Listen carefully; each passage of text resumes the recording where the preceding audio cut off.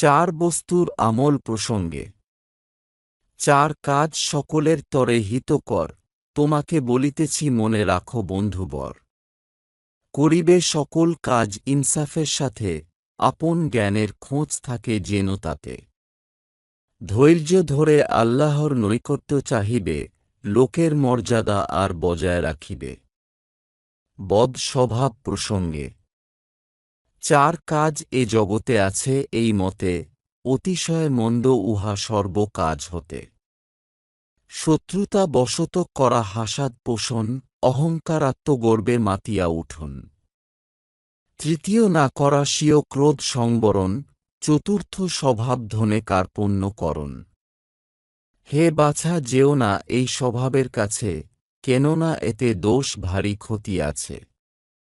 ধুলাময়লা ঝেড়ে হও স্বর্ণ সম খাঁটি, মাটি হইবার আগে নিজে হও মাটি। লালসেরেস ছাড়ি অল্পে তুষ্ট হও, মরণের চিন্তা তাও আগে করে লও। সুজনের সাথে থাকো পাবে তাতে সুখ, যথাসাধ্য দেখিবে না শত্রুদের মুখ।